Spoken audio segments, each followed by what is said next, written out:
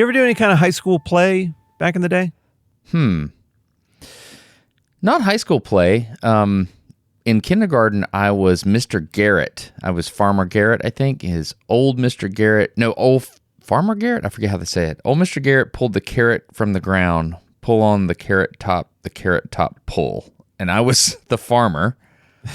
and the joke was this was a really difficult carrot to get out of the ground. And all the farm animals would help. So I walked up, like the play was, it's like a 5-minute play. So the play was Mr. Garrett walks out, he finds this carrot, which was, one of my classmates, a young lady dressed as a carrot, kneeling down. And I grabbed the tassels of green at her hair and started trying to pull. Doesn't work. And then here comes the horse to help me. Here comes the cow, the pig, the chickens. Everybody's helping. And finally, something happens and we get the carrot out and everybody's excited. That was pretty much it. That was the last play you were in? I'm quite the thespian. No, it wasn't. I've been in some other plays as well, but that was the most memorable, believe it or not. Well, you still remember the rhyme. I do. Pretty good, man. I do. You have to memorize your lines, man. Kindergarten, of course, it's kind of cheating because you have that plastic toddler, almost kid brain. Yeah, that's and cheating. Everything just welds in there, right? So I didn't do a play in high school. We did a couple of plays, like I would call them dramas in church growing up and like youth group and stuff like that. That was really fun. That's about all I got, man. What about you? You were probably like the lead actor with, I don't know, the villain or something, weren't you? Oh, wow. That's a pretty good read. I played, in high school,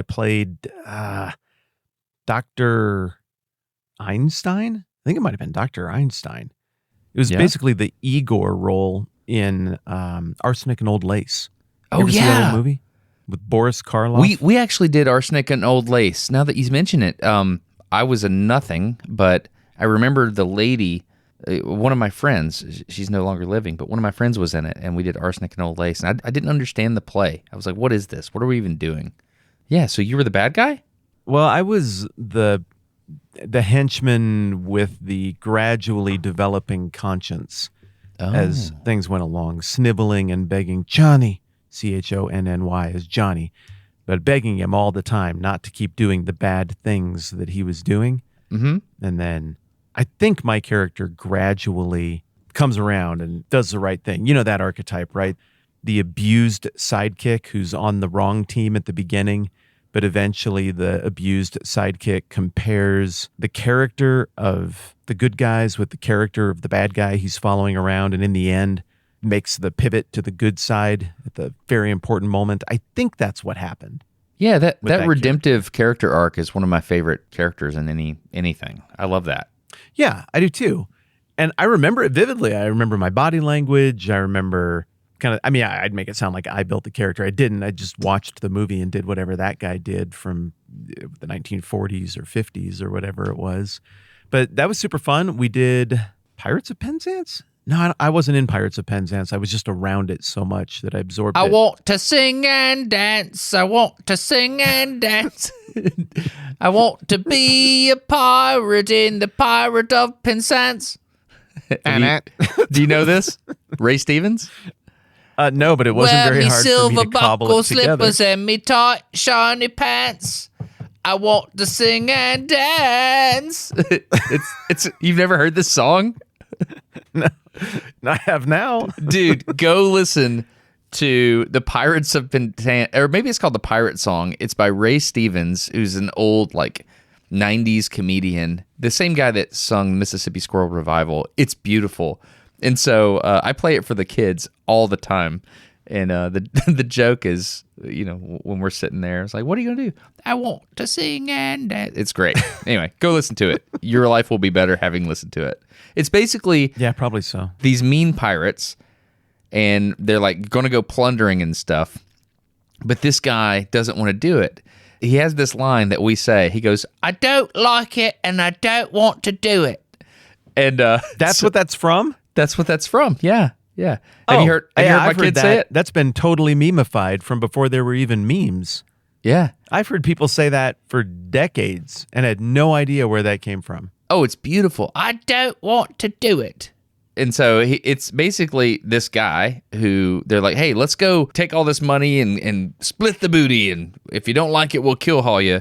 And he's just persistent. He's a more kind of a dainty pirate. He's not with it. He just wants to dance. And so at the end, they all dance, and it's great. It's wonderful. Dainty. He's a dainty pirate. Yeah, absolutely. He's a dainty pirate. I've derailed what you're talking about. I'm so sorry. Is that how you know things about Pirates of Penzance? Have you ever seen Pirates of Penzance or just a Ray Stevens song? I have no idea what it is. All I know is Ray Stevens wrote a song about it. That's all I know. Is it an actual play? Yeah, it's by Gilbert and Sullivan. You know those guys? I have no idea. HMS Pinafore as well. No. Pinafores, is that one of those little Italian pastries? French pastries? I'm sorry. It has HMS at the front, man. Go ahead, dude. No, you've heard the something, something, something, something modern Major General. That song before? I've heard that. Yeah, That's what from is Pirates that? of Penzance. Oh, is it really? It's a song that is about sort of a Teddy Roosevelt kind of character, the ideal of the enlightened modern man who dabbles in everything and knows things about everything and goes and inspects the natural world and brings back specimen, puts them in his specimen box in his office, and he carries a field notes book and writes things down, and he has spectacles and probably an elephant gun. It's that sort of character. Gosh, man, I want a president like that. Wouldn't that be awesome? With an elephant gun? Yeah. I mean, the kind of president that could weigh in on whether or not football should still be a thing. Teddy Roosevelt did that. Oh, he did that. He did that. There's a guy. I think he was right. Speaking of plays, dude, I'm going to tie both of these together. It's amazing. So there's a guy, I believe he's from... Wait, you're going to tie Gilbert and Sullivan's Pirates of Penzance together with a play? I'm going to tie a play together with Teddy Roosevelt. This one. Okay, good. Go, go, go. I am. So there's a gentleman that comes down to my hometown once a year, and he's an actor, and he portrays Teddy Roosevelt. I've gone to the theater to watch this man, the local theater, and he gets on stage, and he just starts talking. He's dressed like Teddy Roosevelt. He's got the vest on, got the spectacles, and he kills it, dude. I mean, absolutely kills it. I've actually tried to get him on here so you could interview Teddy Roosevelt because he has everything memorized, like down to... So you took my kids to that. Do you remember that? Oh, yeah. I forgot about that. They were here. You took my kids to that performance, and you asked him when we were all there, but I was doing something. Maybe I was filming at a church or something. Whatever. I couldn't go. And everybody came back all aglow at how excellent that dude was. Oh, he's incredible. Basically, he portrays Teddy Roosevelt, and it's a super valuable service to society because he's showing you what a president could be. Maybe we just reach out to him and get him on if he'll take the time to do it. I would love that. Dude, that is going to make me so nervous the whole time if he's Teddy Roosevelt. The vicarious discomfort I felt when they had that Benjamin Franklin impersonator come into the office in Scranton, Pennsylvania at Dunder Mifflin. Why? And he's got on... Did you not feel discomfort with everybody having to interact with him as though he were Benjamin Franklin? I haven't seen that episode yet, so we're working through The Office now as a family. Well, if you're working through it, you're getting close because it's early. I'm going to tell you what. Okay, well... What's funny about watching The Office with your kids that don't know all the jokes is randomly doing "That's What She Said" jokes with your kids at random places that doesn't really fit. Where they don't apply. They don't apply. Would you like fries with that? That's what she said. That's what she said. Good one. Okay. You taught me that. You said that the kids would love that and not also they wouldn't understand it. And you were right. And it's great. Yeah. I still don't think my kids have got that dialed, and they drop it at all the strangest times. I think one of the three has figured out, that has connotations about special time. The other two, I don't know that they've connected the dots on that, and they continue to say it under their breath. In church and in other places, church, and have no idea. At church. Please open your hymnals to hymn number 41, The Old By and By. That's what she said. Do not do that. take 2 communions today for that. No. You just basically write everything down and just explain it all during the wedding speech.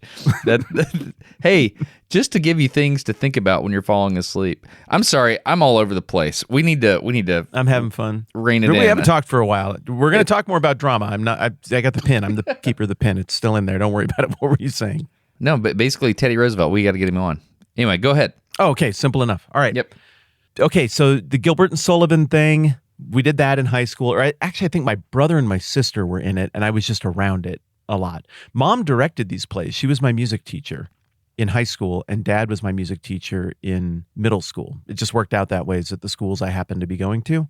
Yeah. Dad did 7th grade music appreciation, which was a sweeping overview of all the different movements in the history of music that you could still go and listen to. It was so formative. I still have all of that knowledge. The other day, we're sitting down at dinner, and he's like, I taught you that 7th grade music appreciation class. That was one of the most frustrating times in my life. Not one kid learned a dang thing. And I was like, all right, Dad, it's time for some happy/sappy Hallmark kind of stuff that's going to happen right now. Well, Dad, maybe one kid remembered a few things. And I just took him back through the whole class, singing songs, talking about Giuseppe Verdi and things like that, John Cage and avant-garde music. Oh, yeah, all of it. I sang him some stuff from Camelot and Man of La Mancha.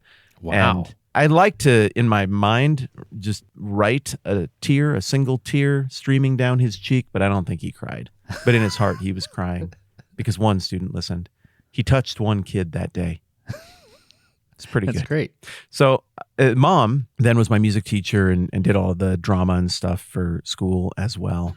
So we did one called Tumbleweeds. It was a musical based on a comic book strip that was popular in maybe the 1960s or something about like the Old West and a sheriff. Do you remember Tumbleweeds? Nope, I don't. Yeah, me neither. But I remember being in that. And I remember singing, home is where the heart is, and I ought to know, 'cause I've been a traveling westward ho. Why would I still have that, dude?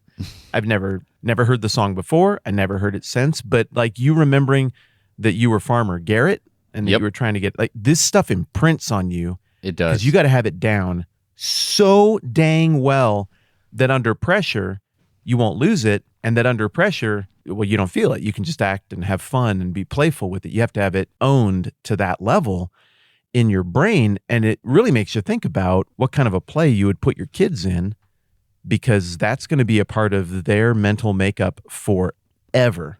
If you put them in a play and they memorize those lines at that age with that neuroplasticity. And the last couple of years, we put kids in plays, and it's been really interesting to see how that is interfaced with their little brains. We do this play in our community where at a certain age in kindergarten, it's the kindergarten nativity play. And every kid has a line, like all the kindergartners, they get together and they all have a line in the play. And then there's this thing that, well, why is this the way it is? And they say, God always keeps his promises. Seniors in high school can go back to this play and watch it, and they can recite every single line. And in fact, they do. So basically they'll like, this thing is happening, I'm Mary, and wow, I blah, blah, blah, I'm Joseph, and blah, blah, blah. And every few minutes throughout the play, God always keeps his promises. They all say that. And then it's just beautiful. It's really, really cool. And I know people today would be like, oh, you're brainwashing your kids or whatever. And to those people, I say, it's great. It's beautiful. Yeah, fair enough. I'm kind of gradually moving to the I don't care what you think thing because okay, yeah, dude. Everyone teaches their kids their values. Yeah, and if they say no, they don't. Well, then those are your values. Yeah. Then your values are not having values or not passing values down to the next generation. Your value is there shouldn't be parenting. Parenting should merely be provision and putting up certain safety boundaries while the values are formed completely independent of any human influence. Yeah.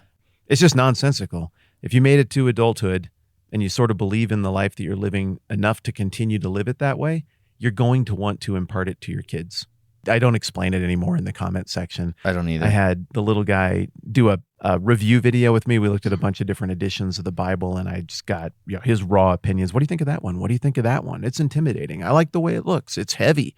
And he was sort of the keeper of the weight of the Bibles. We got a So he's sitting there in the video with you. Yeah, he's the whole video with me. And he just grinned the whole time. He's having a blast. We had so much fun making that video, hanging out as father and son, editing it together, giving each other crap, shoving each other, having a laugh in between takes or whatever. It was just a wonderful time. And you go in the comment section, and it's 99% awesome because most people get it. But of course, you get that small percentage of people, this is indoctrination. This is what's wrong with the world. This is so sad. I'm like, that kid just grinned on camera for 30 straight minutes, and sad is the word you want to put in your comment section. Whatever. Whatever, Also, you griping to me on the internet is not exactly persuading me to try to want to be like you. so exactly how that works. Dude, there's stuff wrong with me. There's things I want to change, but that is not going to be the agent of it. That comment right there. I mean, that being said, just to be completely clear, I think it's also important to at some point your kids have to. The way we do it is we there's a grammar stage. There's several different ways to teach, but the most important one towards the end is rhetoric. You have grammar, logic, rhetoric, and when they get to rhetoric, they have trivium and the quadrivium. What's the quadrivium? It's two different blocks of learning that you do that are age appropriate and complement each other. There's some overlap. It was the style of education that was popular I think it's like Roman, and then carried through into the Middle Ages and has become popular again in the West in the last 100 years. Yeah.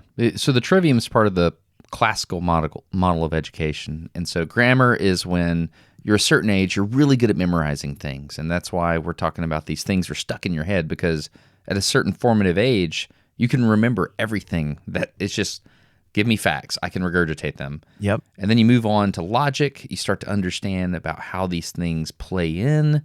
And you start to understand, oh, well, if this, then that kind of thing. And then the rhetoric phase is when you can articulate a defense, a logical defense for a certain way that you believe things. And so I think it's important to equip and enable a child to understand the facts, first of all, also understand the traditions and things of that nature. And then at some point, they're going to get to a point where they have to either decide to make faith their own, since that's the implication of what all these people are yelling at me for. They have to decide to make faith their own or not. And I think it's very important for me personally to stay out of that. That's between my child and their maker. And so they have to figure that out for their own selves. But I want to equip them, and I want them to ask difficult questions. Like, hey, this is the counter argument to this. What do you think about that? And so I'm actually doing a really interesting thing right now. I'm going through a book with a young man, and the book is called Mere Christianity by C.S. Lewis.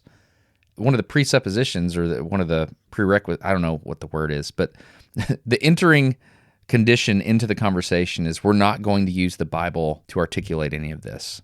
We're going to use our brains and logic, and we're going to start here. Is there a maker? And then we're going to slowly build on that. And there's no scripture references. It's just like, hey, this is where we're at. What are your thoughts on this?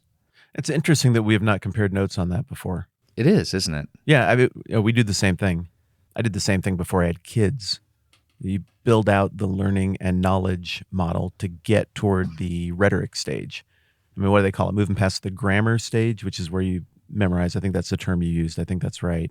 Mm-hmm. And then into the dialectic or rhetorical stage where you synthesize it. You're able to process all of that. And that stage is dangerous because they got all this knowledge. They don't know what to do with it yet. And then you refrain from telling them exactly how to put it all together. And it said you're bouncing questions that could go a variety of ways. You can tell them what to think, but that isn't real and doesn't stick. So yeah, I think there's something right on about dividing it into a knowledge phase and a teach how to think phase. Yeah, interesting that we have not compared notes on that, and yet we both kind of ended up there. I think what's interesting about that rhetoric stage is when the kids start to realize, oh, I can make an argument. I mean, that's the point of rhetoric. I can make an argument and try to achieve the outcome I desire. And I saw the first glimmer in my son's eye one day when he realized, oh, I have possession of this fire. I can articulate an argument and I can destroy Dad in this moment. And I just kind of sat down and let it happen. And I was like, all right, let's go. And ultimately, his argument, he thought one or two chess moves ahead, not 5. But it was so fun watching it come online and happen. And I know we didn't start this talking about parenting, but I think one of the most beautiful things ever is seeing the mind of a child come online and challenge you. You have 2 options there. You can crush it, or you can welcome the conversation. I know you and you know me. We both, I'm assuming, take option 2. We welcome it, and then it's important to concede ground. Say, hey, you made a good argument. Therefore, we're going to do your thing. Yep. And that's when the fire starts, and that's when it gets awesome. So beautiful. My son, I had this moment. So I'm learning how to program CNC. You call it CNC Music Factory, but I'm learning how to program mills and stuff. CNC in the name. Hey, come on. So he Ready for this? He came in there and just dominated. Like, he was doing coordinate transforms without even having an understanding of trigonometry or algebra, and his brain just gets it, and I'm excited about that. Anyway, I'm sorry, I'm talking too much. I know you feel the same way, I'm assuming? Absolutely. And you guys have used drama, theater, and plays to teach as well, right? The kids have been in stuff? Yeah. Do you remember being at the one with the kids? Yeah, it was medieval. Was it Camelot or something like Camelot, but not the musical maybe? It was some weird mashup. No, it was Peter and the Wolf. Yeah, Peter and the Wolf. That was it. Yeah. Yeah, but without the bassoon and the clarinet and the oboe. Or no, it had the musical themes, didn't it? I think there was some. Yeah, that was it. Yeah, that was in there. Yeah. Yeah, it was good, and it was really fun. And my kids were starstruck afterwards to get to go and mingle with the high school students who had performed in it. They were really delighted. What about you guys? You do plays like that? Well, yeah, and thank you for asking. That's kind of why I brought it up, is we're just coming off of the intensity of play season, and Camilla has been directing plays. She just decided there should be more plays, and we should get more kids involved. And so she and a friend have been picking scripts and doing plays. They get a little grant. It's fun. They write a grant. I think this one they got $250 with the grant that they wrote. That was enough to buy the scripts. Wow. And then everything else we just cobbled together with spare parts or whatever. But it came out looking great. We got my lighting and stuff for the things that I filmed. So we were able to figure out lighting that looked pretty good. Local business owner has a great facility for a production like what we did. So he was kind enough. He owns a little coffee shop downtown called Pure Bean. He was kind enough to give us the whole basement and let the kids use it for weeks of practice. But it's just intense. I mean, it takes over your whole family. It takes over the rhetorical tone of the family because everybody's always quoting lines and going into character. It takes over the shopping lists because everybody's trying to get the costuming figured out. And it's really fun. It's exhausting, but it's fun. And so there's an interesting conundrum, I guess, with the plays that they've done the last couple of years. They've got a wide range of students who have varying levels of experience and boldness on stage, and you're trying to figure out how to get as many kids as possible involved, and that informs what kind of script you can pick. So doing Midsummer Night's Dream with just the time and the kids that you have, it doesn't make sense. You need to do something that has more characters doing more things who are in and out quickly. Yeah. And so they found a play last year called Bad Auditions by Bad Actors. Bad Auditions by Bad Actors. Can I ask you one question before we go there? So is the intent to create bite-sized roles so that a young student can memorize? It's not an insurmountable task, but it's still something they can digest. Is that the idea? Like, you try to strike the balance between number of roles and the length of things they have to memorize? Yes, and amount of time. The runtime of the play comes into consideration for the facility where you're going to put it on. If the venue isn't super comfortable, that might change things. If it's sort of a chill environment like where these occurred, maybe that changes. Yeah, you're making decisions about the script based on who you have to work with, what you have to work with, what locations you have to work with, and what the educational outcomes are that you're going for. And I've never really thought about any of that. You could guess what I've always thought about when it comes to picking a script. It's just story. Is it interesting? Do I know where it's going? Do I like the characters? Am I invested? And eventually you start to realize you have to be able to pull the thing off. Yeah. And I mean, a long time ago, I started writing scripts, and I had some friends who were in the film industry, and they're like, you're kind of fun to talk to. You should take a run at a couple of scripts. We'll see what we can do. I was like, okay.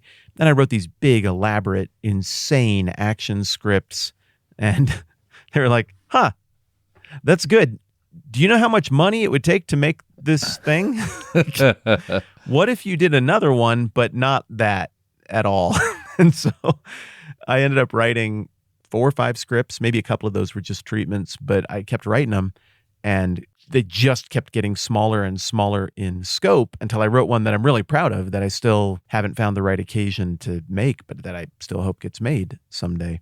But that was a tough learning curve. I'm going to ask you about it in just a second, but there is a science and engineering equivalent to the phenomena that you just described. So on the humanities side, it sounds like there's this, I'm going to design this thing, and then we'll just go do it. But the act of doing is harder than you first think. So, for example, on the engineering side, if an engineer brings a machinist to print, you can look at it, and in 5 seconds, you can be like, this engineer has a degree, and that's it. They've never made anything. Because they don't know you can't make a square corner on the inside of a hole. That's an extremely difficult operation. You have to do something called broaching, and nobody has a broaching machine, or you might have to EDM it, electrical discharge machining. So this engineer made this stupid part with a square hole, and we can't do that. They're a moron, or at least inexperienced. And so it sounds like you just described a humanities equivalent where you can write a script that's sounds great, but it's going to do exactly what the part needs, is what the engineer's thinking. But on the humanities side, you're probably like, this would be great. People will love this part of the plot. And you're like, yeah, but we have to make an actual sea on the stage in a floating boat. Is it that kind of thing? Yeah. And these scripts that I were writing, they were screenplays. So yeah, I was just writing way, way out of my league. I was the moron. And funnily enough, is funnily a word? I'm using it. Yep. The culmination of this whole process of growth was the Drug Stopper, which is my resignation script. Whatever. Okay, what do we have? I have a ton of friends with lots of cool-looking guns that they use responsibly. And I got like kind of a junkyard to shoot in. I have a warehouse kind of space. Cool. Let's do a drug movie about drugs that say the line. Stopped, but they can only be say stopped the line, Matt. The line you wrote. Which one? Drugs. The best line you ever wrote. No, the best line I ever wrote is Volkov. That's right. He's running drugs again. Bad drugs. The kind of drugs that have to be stopped, but that can only be stopped by the drug stopper. That's my favorite line that I've ever written in my entire career. It just explains everything. The whole plot. There's a bad guy. This is the plot tension. This is the good guy. Oh, it's gorgeous. Yeah, if you haven't, just a subtle plug for the Drug Stopper. If you haven't seen the Drug Stopper, go put that in the Googles. It's so good. It's the most important film of the 20 teens. I played that for my kids without telling them that you were involved. And then they were, at one point, they were like, wait, is that Mr. Matt? I was like, yes, it is. It's so good. You're wearing the army uniform, like the digital camo with like the sleeves all the way down to your wrists. It's so good. This episode of No Dumb Questions is brought to you by the patrons of the program. Or as I like to call them, the people that have Barnacles and Testicles stickers now. On their cars and computers. Have you seen the pictures coming water in? Bottles. Oh, they're coming in. Yeah, I have. Yeah. Oh, God. We did that. We actually did that. Silly as that, dude. Yeah, so people are sending pictures in of... So we have these time travelers that come up from time to time in the podcast named Barnacles and Testicles. And for some reason, we thought it'd be great to send stickers out of their faces with the words Barnacles and Testicles next to them, which, yes. People are putting on things. Did you see the one from Arkansas on a car? Maybe it wasn't Arkansas. Oh, I sure did. Yeah. It just screams bravery, courage, common sense. I loved it. I don't know, man. I'm sorry. I'm excited. So I think we need to make these stickers available to anybody that's a patron. Like maybe we make a secret site on there where people can buy them or something like that. You want to do that? Mm-hmm. Yeah, it's a good way to do it. Now that we actually got the mailing system figured out and got them out, we built a new system for this one to get them out the door so that we can do more of this in the future. So yeah, I think we ought to. At any rate, the point is, thank you everybody who supports the program. You don't have to do that, and yet you do. Thanks for understanding what we're going for. And yeah, also it's not weird if you don't support. So it's not like the kind of thing where, I don't know, we're grateful if you do. And it's we're totally grateful for everybody just being here either way. Yeah, I really like talking to you. And this is it's a great thing. I enjoy it. So if you're interested in supporting on Patreon, it's patreon.com/nodumbquestions. If not, no big deal. Thank you so much. I kept the pen on the last thing you said. You said you had written a play that you still want to be made, and you were about to tell me the title of it, but I derailed it. So what is the name of the I wasn't going to tell you the title of it, see but made? I will now. It's called Freddie Beckman Truth Hunter, and it's about a Bigfoot hunter who's a blogger whose parents were rich, but they have an elaborate trust fund, and after they die, unless he achieves a certain level of education or success, all of the trust fund money doesn't go to him. It instead goes to a charity that connects orphans in Southeast Asia with call center jobs. And he wants the money and doesn't want those orphans to be forced into call center jobs. So he has to succeed, but he wants to succeed at Bigfoot hunting. So he has to go and find a Bigfoot, or else all those orphans are going to get call center jobs. And then hilarity ensues. Yeah.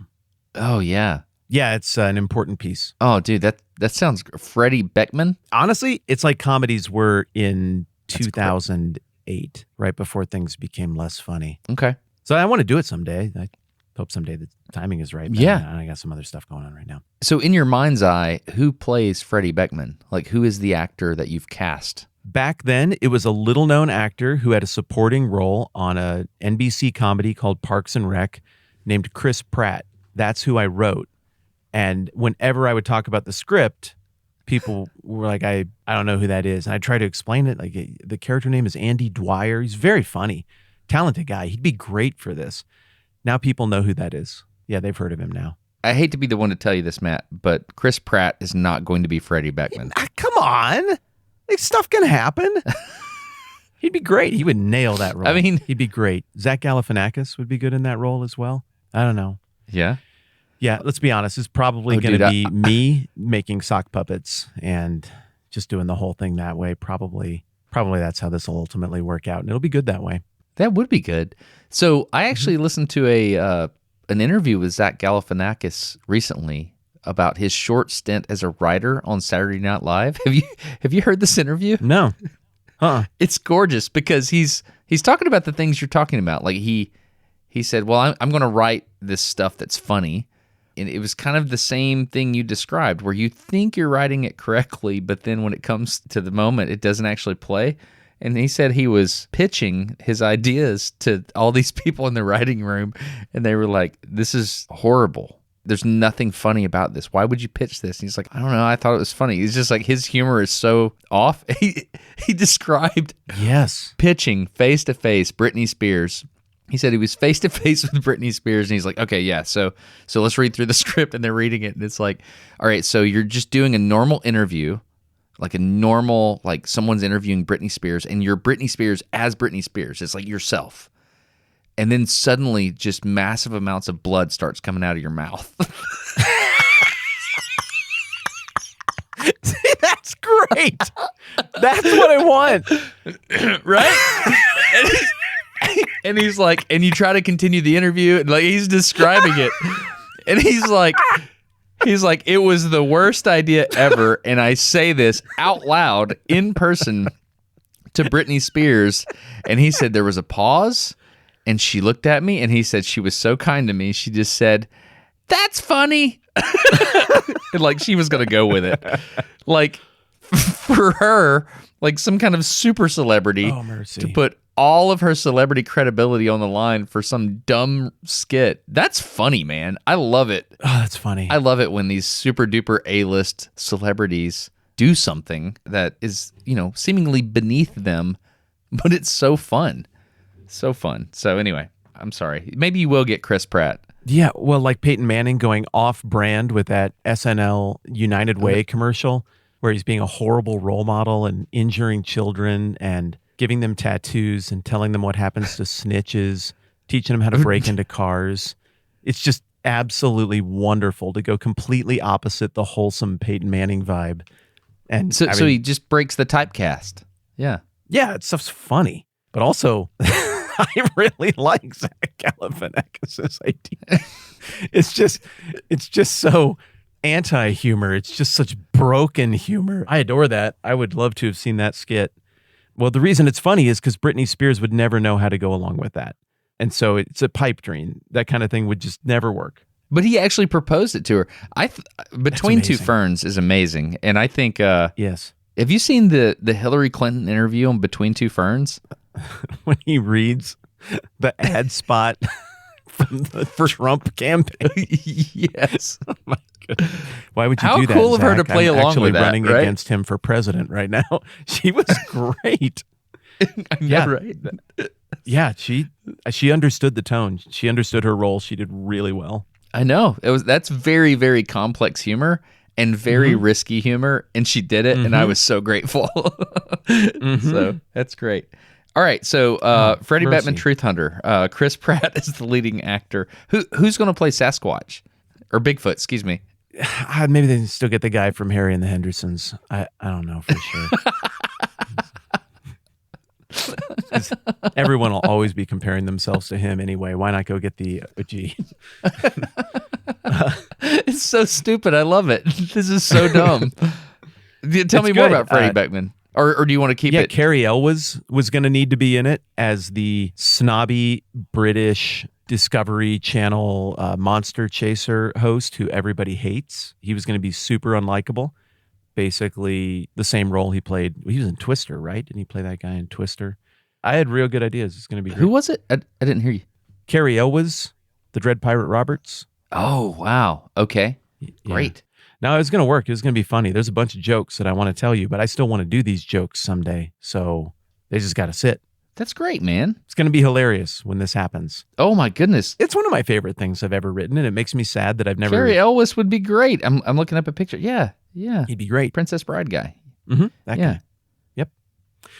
That's amazing. That'd be great.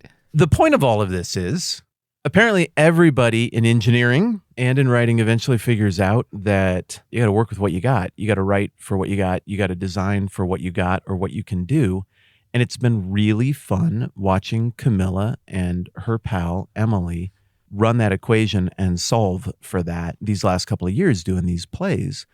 Well, let me just ask you, if you had 25 kids showing up and you just said up front, hey, this is a family thing. We want it to be great, but if you audition, you're getting a role. You will be on stage.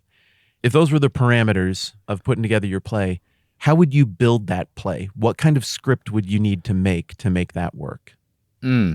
Well, there would have to be some kind of choreography component where everyone has a simple dance or something, and it has to be simple enough where everybody could do it. But maybe you have 2 or 3 skilled people that can do like a back handspring or something, and you'd have them do that in front of everybody dancing.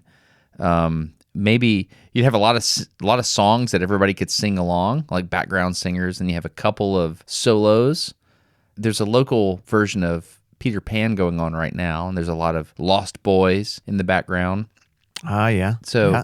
I will tell you this, at the end of a play like that, I just feel overwhelming joy because of that thing that I have. I know the thing that really gets to you is little girls running and doing difficult things. Like that's your tear trigger, right? It doesn't matter how bad the movie is. If there's a girl doing something brave, my goodness. Oh, yeah.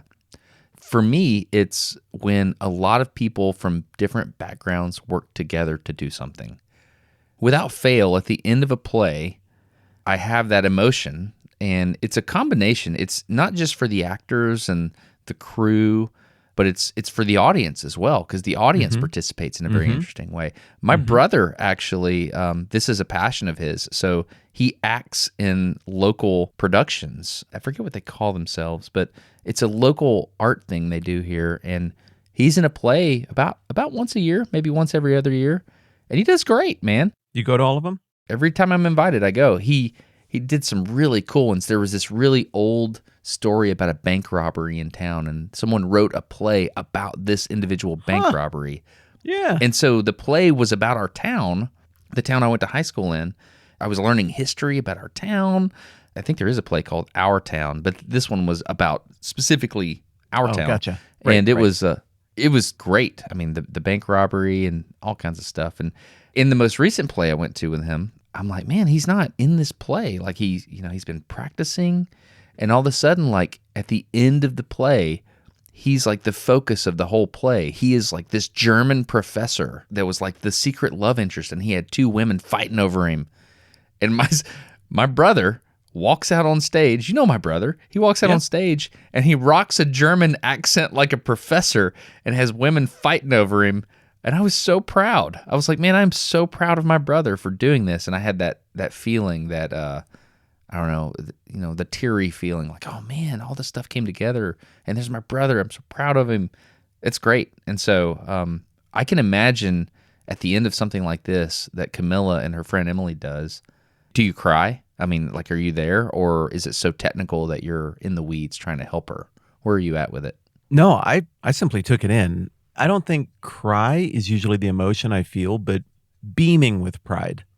The other 4 members of my family have been involved in both of these plays the last 2 years, and I'm very proud of them. And I genuinely have enjoyed both of them because they're plays I don't know that are written from scratch to accommodate situations just like this one. Last year, they did one called Bad Auditions by Bad Actors. Both these plays they did were by the same guy. I don't know much about him, but apparently he writes plays that are meant for these kind of circumstances. He's writing plays that are very popular in high school. They're very contemporary right now. His name's Ian McWethy. I think I'm saying that right. Bad Auditions by Bad Actors is very simple. You got a table, and then you have a character who comes and goes who is demanding that this play be cast right now, and then you've got the maybe 2 casting directors. It's been a year. I don't remember exactly. And they've got all these roles they need to fill, but all the actors are terrible, neurotic, and the auditions are horrid in really funny ways. But what it does is it allows you to have basically no set. You don't have to do anything because it's already set on a stage. And then one at a time, they call in the next kid. Well, sometimes you got to recycle kids in a couple of roles, depending on who auditions. It just worked really, really well for what they had to work with, how many kids they had to work with. And it came off great. Super simple, super funny.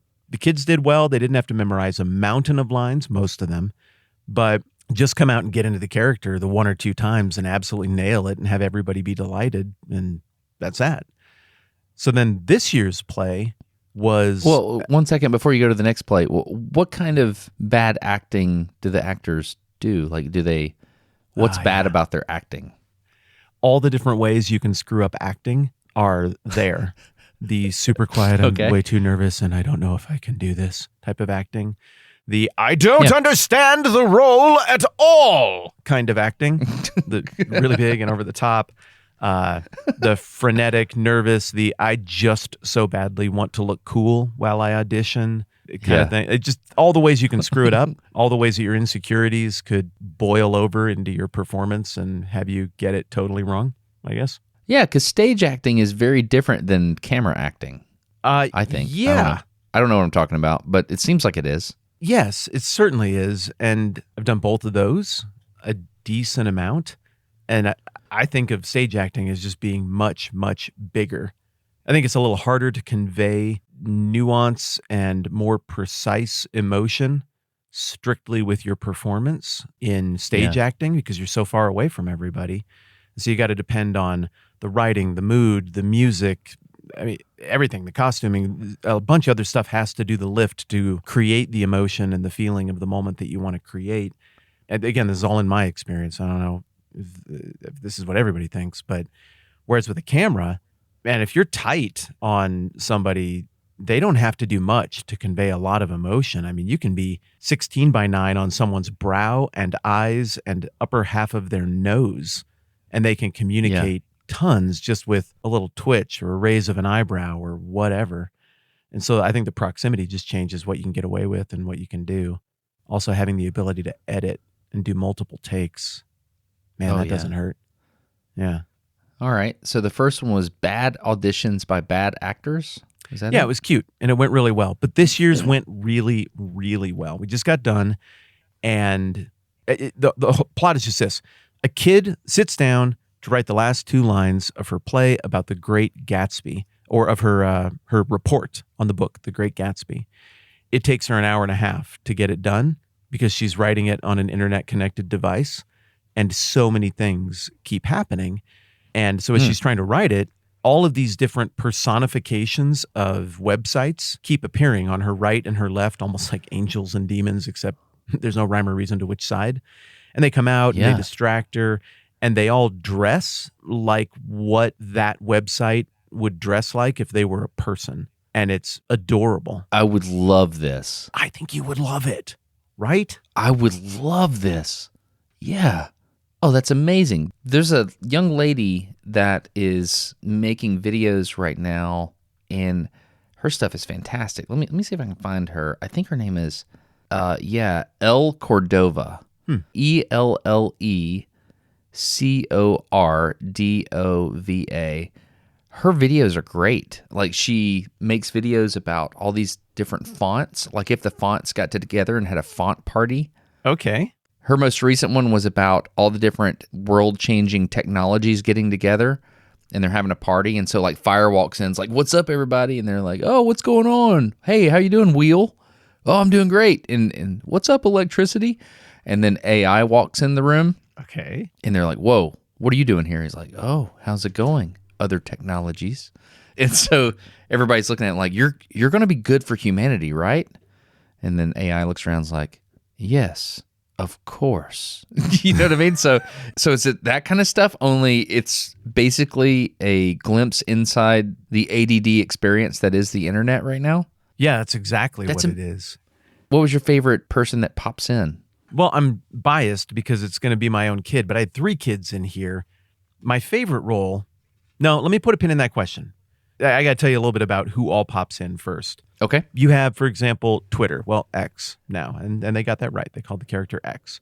X shows up, and most of the jokes are written about real journalism versus community journalism, or whatever you want to call it. It just sort of riffs on the obvious thing. Facebook shows up and is dressed like an old grandma with beads and a shawl, and really wants to be relevant and hang out with all of the other social media, but they don't want to hang out with her at all. Everyone just sort of makes this sound when Facebook comes out. MySpace didn't make an appearance.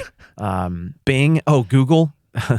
Google's a lot of fun. My daughter played Google. She dressed in a white corporate outfit, but with a belt and glasses. All the accessories were all the Google colors.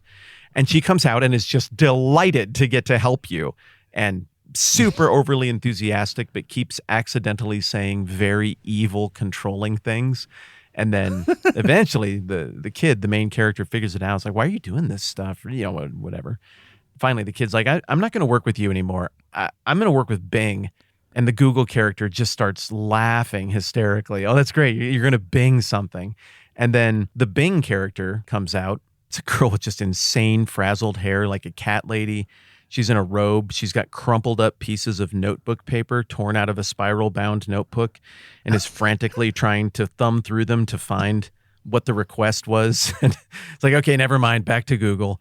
That kind of stuff was just super funny. There's an old cowboy who is email, because email's so old.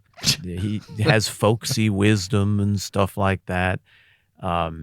All the streaming services come out and fight for attention, and all of their insecurities and the ups and downs of the history of what they are all come through. Hulu, Netflix, Disney Plus gets made fun of firmly. It's all super fun. But my favorite character is a high school girl who knows the answer to the question about the Great Gatsby thing. So the main character is like, "All right, I'm going to reach out to this girl to find out."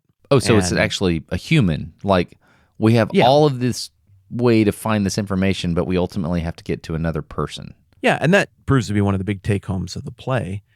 But she has to go through all these different apps to get a hold of this person. You can't call people in this world. There are no phone calls. There are no texts. That's just not an option, which is kind of funny that never comes up at all. But a big chunk of the plot is that the main character who needs to know what color the light at the end of the dock in Great Gatsby is. Yeah. She tries to go to Wikipedia, and the entry is unreliable. It's like, no, I can't get this wrong. This is a very important grade. Oh, wow. And so she tries to track down a girl who got a good grade on this paper the year before. Oh, cool. That takes her through a bunch of different apps to try to get to her. That probably makes it all make more sense. I didn't explain that very well. That sounds amazing. It is amazing. She tries to track her down on X through a DM. And instead of this high school girl named Nina stepping through the curtain once she gets DM'd, instead, it's my daughter with a big parka and a long black mustache and aviator sunglasses using Russian accent. I am Nina, high school girl. You have reached out to me. Let us have normal high school girl conversation. About the Taylor Swifts or the Bieber or undermining American Constitution. It's just delightful. That is so clever, dude. It's so clever. It made me happy. And your daughter got to use her Russian accent because she has a very good one. She did. Much better than mine. She did so well. Yeah. I'm feeling emotions right now. I'm feeling like to see your daughter up there pulling that off and all these kids. I'm feeling things. That's great. Oh, good. She got to come back out again on another platform when they tried to reach out with the DM, and all she had to do was step through the curtain in that outfit, and everybody knew to uproariously laugh because it's the Russian bot again. That made me really happy.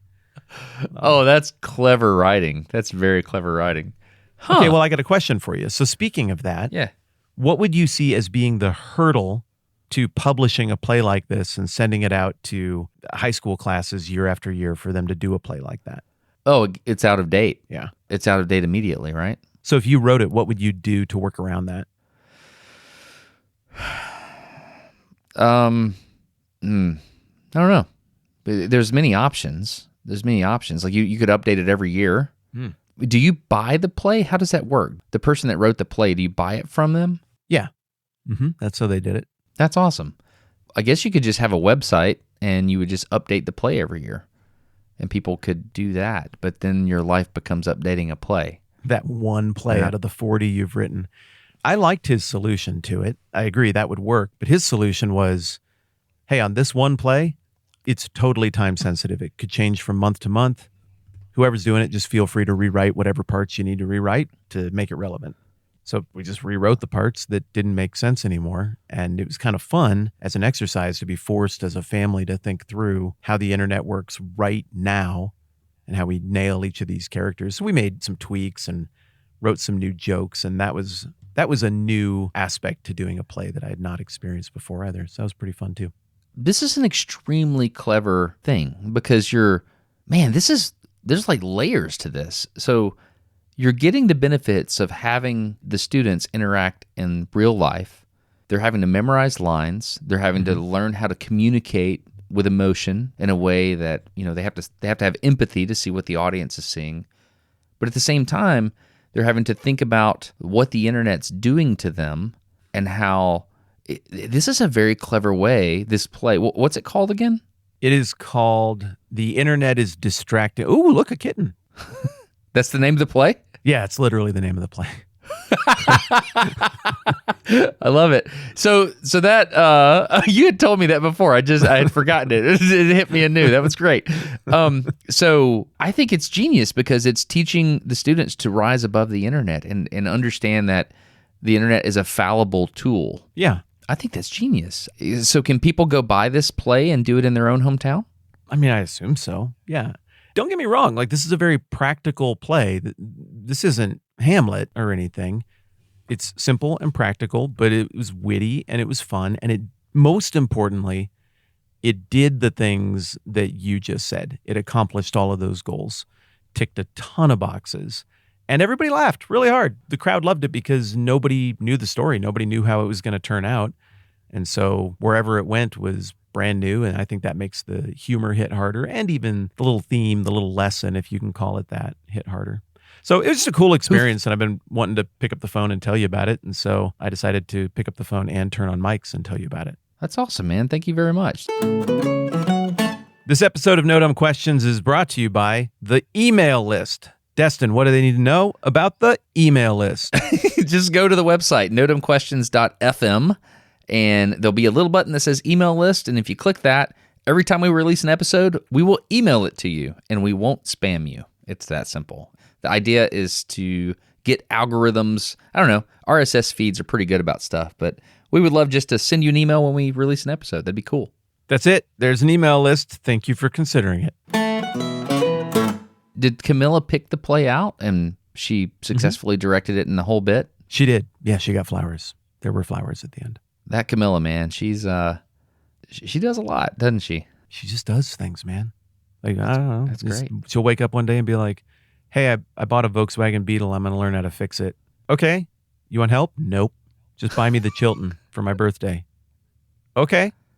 That's just what you're doing now? Yes. Great. Love you. Yeah, she just does awesome, things. dude. It's pretty fun. Yeah. Dude, I hate to be the guy, but I need to go be a dad and get the kiddos. I just have to land the plane immediately. I'm so sorry. I'm going to let you. I've been holding back telling you about the play, so I'm glad we got it in because eventually these things will go over the waterfall and then we never talk about it. Once something cool happens and we consecrate it to the podcast, we got to get to it or it goes away. That's true. Dude, I love the concept of this play, and I'm jealous that you got to see it. And I kind of want to buy it and get somebody to do it locally or something, or get the kids to do it. I don't know. I'm not very Camilla. fun. Normal American play. Make the people laugh. Have the costumes undermine American Constitution. Wonderful play. Oh, See you, pal. I appreciate it, buddy. Thank you.